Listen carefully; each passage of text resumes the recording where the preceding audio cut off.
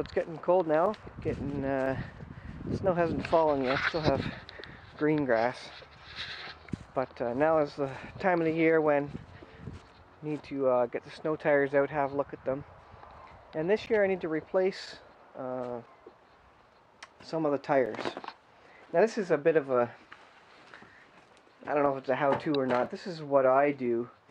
Well, not that I do this every year. I've never done this before. But this is what I'm going to do to save a little bit of money on snow tires.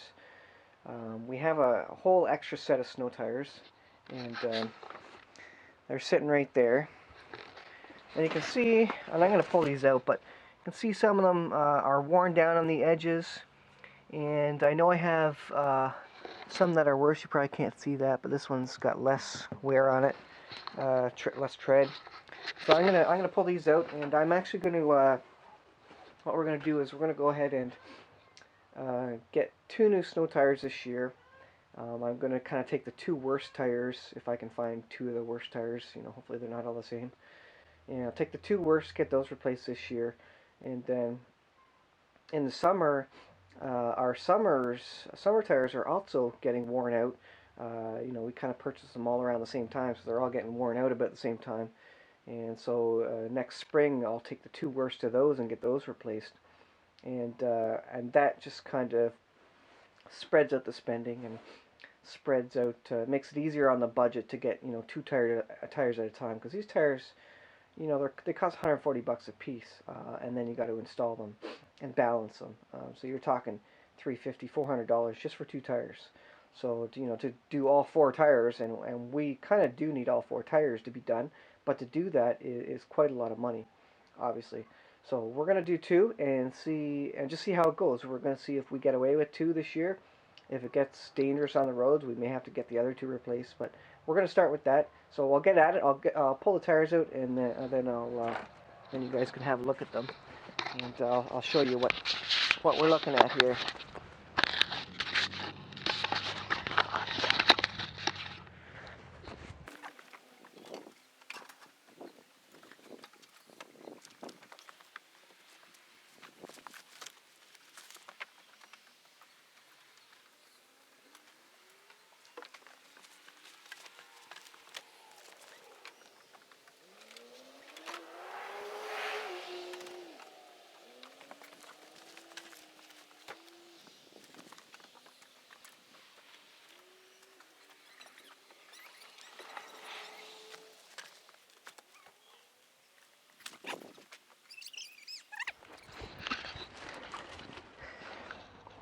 Alrighty, got my tires out, all lined up.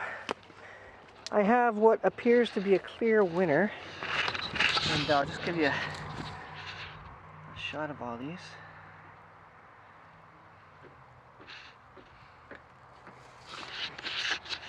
Now this guy here appears to be the clear winner. For whatever reason, this has the most tread, and it's above the warning bumps there, the warning ridges. This is a clear winner. I've had lots of troubles with pigeon toeing and tie rod ends, so the edges are worn out on these, and bushings and all that kind of stuff in my suspension. So all of them have kind of a worn side. This is kind of the least worn. This is obviously the best tire here. So I've got a choice between these 3 tires, and I'm looking at these, and these are right down to the warning line, and this one is right down to the warning line. Let's see if I can find the warning line's right there. You can't really see it. It's actually kind of chewed up a little bit. Now this one, where's the warning line? There's the warning line there. So this one's still above the warning line, and this one over here is right on the warning line. So I think these 2 are my worst tires in terms of side edges and overall wear. So I'll get these 2 replaced, and what I'll do is I'll put the least worn ones, this one and this one, I'll put these on the back of the car, and I'll put the nice brand new ones on the front, the driving ones. It's front wheel drive, so you want your most grip, your best tires on the front, because that is where all your control and steering is coming from on a front wheel drive vehicle. Now if I had a rear-wheel drive vehicle, it might be a different story, and I might want better grip on the back, you know, for driving. But on a front-wheel drive car, it's no contest in terms of where you want your best grip for sure. And obviously you want grip on the back too, but the front in this case is going to work for me. So I'll go ahead and set these aside, and I'll get these ones replaced. And that's how I go about trying to save a little bit of money, kind of stretching out the budget so you don't spend it all in one spot, because you know that would be $800 to replace all 4 tires. So probably next year I'll replace another 2 snow tires.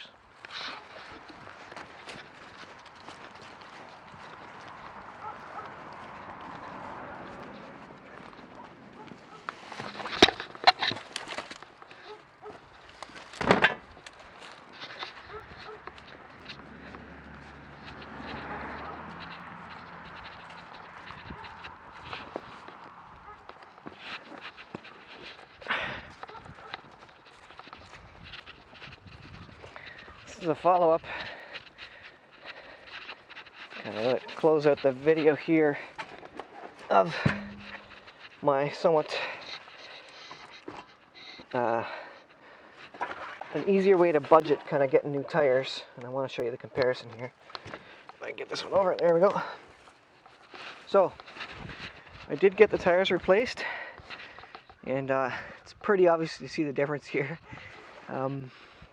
These are the old ones, obviously, and you can see the difference in tread depth, like massive tread depth difference, huge. You probably can't see that on video, but I mean there's a good 1/4 inch of tread depth there versus these, which are, you know, an 1/8 of an inch or something like that. Yeah, quite a bit of difference. So these guys are going to go on the front. Nice, chunky, grippy front tires for my front-wheel drive Dodge Caliber. And the reason is, on front-wheel drive vehicles, your drive wheels are your front wheels, and your steering wheels are your front wheels, obviously. So you want the most grip on the front of your car, and because that's where all a lot of the stopping is done with the front tires, so you need your grippy tires there, and your driving is going to be done with the front tires, so you want your good best tread there, best grippy tires there. And of course you want to be able to steer, so you need your best grippy tires on your front wheels for that, for the front wheel drive vehicle. Now like I say, for a rear wheel drive, it's a different story. You have different considerations, because you still need grippy tires for your front tires, but you also need grippy tires for your rear in a similar fashion, because your rear tires are driving the vehicle, they're pushing the vehicle, obviously. So that is, you know, on the rear wheel drive, there's obviously a better case to have equally grippy tires front and back. Whereas with the front wheel drive, you can get away maybe with a grippier on the front, and maybe not as good at tires on the back. And I think that's kind of the best of the or worst of the 2 evils, you know, when you have to deal with the old tires here. And yeah, these are definitely getting worn, but I think these will make it through this winter. We'll give it a shot. If it's causing problems, if it's getting a little bit too slippery on the road, I'll have to replace these. But to get these 2 replaced from Canadian Tire, this was $350. Each tire is about $150, plus your balancing. The balancing they charge their hourly rate for, whatever that is. So tax included, new tires, $350 for 2 of them. So you can see, you know, if we were to get everything done, that's $700 for winter tires. So you definitely want to spread that value out across, you know, across a number of months. Anyways, I don't know who has $700 sitting around unless you save it up, and that's what we're trying to do. But you know, it's not always as easy to save up all that much. So in the spring, I'll do the same thing. I'll take the 2 best tires, set them aside for the summer tires, and I'll get 2 summers replaced, and then maybe come winter next year, again, I'll get another 2 winters and replace these guys, which will need to be replacing. And then I'll put the newest tires on the front, and I'll move these guys to the back. And these guys will be the new back tires, because the front tires get worn the most. So you put your newest tires on the front, and they'll kind of get worn down a little bit faster, and these guys will wear down slower on the back once they get on the back there. So again, I don't know if that helps anybody, but I'm just sharing it out there, and that's how we kind of spread out the cost of getting new tires. We do have a full set of winter and summers, which, you know, a lot of people don't even have that. But I have a full set of rims and tires for winter and summer, and you know, to replace all 8 of them, summers and winters, that's $1,400 that you have to be ready to pay. So to be able to get 2 at a time, and you know, hopefully you have enough tread where you can get 2 at a time and just go that route, it certainly makes it a little bit easier per month to deal with that. So that's it, and so I don't know if that is useful for anybody, but that is how I save a little bit of money on my tire purchases.